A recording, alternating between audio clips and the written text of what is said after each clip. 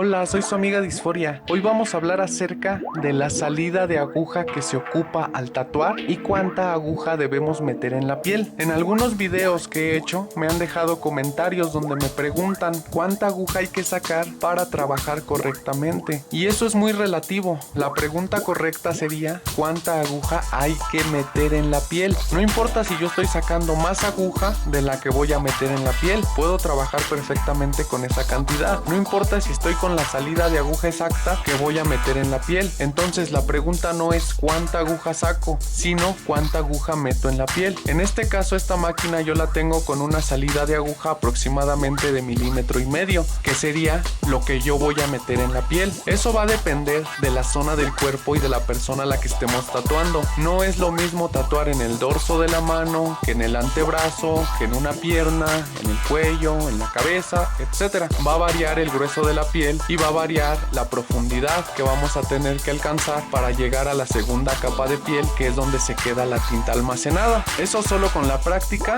lo vamos a ir aprendiendo, pero lo que sí tenemos que tener en cuenta es que si yo empiezo a girar ahorita mi grip y saco la aguja hasta el punto que sean aproximadamente 2,5 milímetros o 3, no quiere decir que porque saqué esa cantidad de aguja voy a meter esa cantidad de aguja. Yo sé cuánta tengo que meter en la parte del cuerpo en la que vaya a trabajar. Si yo me acomodo viendo la aguja afuera, puedo trabajar así. Si yo me acomodo mejor con la aguja exacta, entonces le doy vuelta al grip hasta que mi aguja quede donde yo prefiero trabajar con ella. Entonces esta es la diferencia que hay entre cuánta aguja sacar y cuánta aguja meter en la piel. No es lo mismo. Yo me puedo acomodar a trabajar con una salida de aguja bastante grande porque sé la cantidad exacta de aguja que voy a meter, pero hay personas que van empezando y les cuesta trabajo. Si sacan mucha aguja, posiblemente se pasen y creen un reventamiento de tinta. Entonces en ese caso sí es mejor únicamente sacar la aguja necesaria para la parte del cuerpo en la que vayamos a tatuar. Lo que yo siempre les recomiendo a las personas que van empezando es que tatúen primero que nada en piel sintética. Cuando empezamos a tatuar en piel sintética vamos obteniendo bastante práctica. Después de que obtenemos la práctica con la piel sintética, podemos empezarnos a tatuar nosotros mismos. Si nos tatuamos nosotros mismos, vamos a darnos cuenta qué tanta aguja debemos de meter, porque tenemos el margen de error. Podemos darnos cuenta cómo sana nuestro tatuaje, ver si la tinta entró bien o entró mal, si nos pasamos o nos faltó, ver cómo sana el tatuaje, ver cómo avanza. Entonces va a ser siempre lo mejor empezar a trabajar con piel sintética. Después de eso, pasar a tatuarse uno mismo, porque así vamos a saber cuánto dolor le causamos al cliente, cuánta aguja tenemos que meter, si sanó bien el tatuaje, si cometimos algún error, vamos a poder remediarlo. Después de que sane, vamos a poder repararlo. En el caso de tatuar a una persona,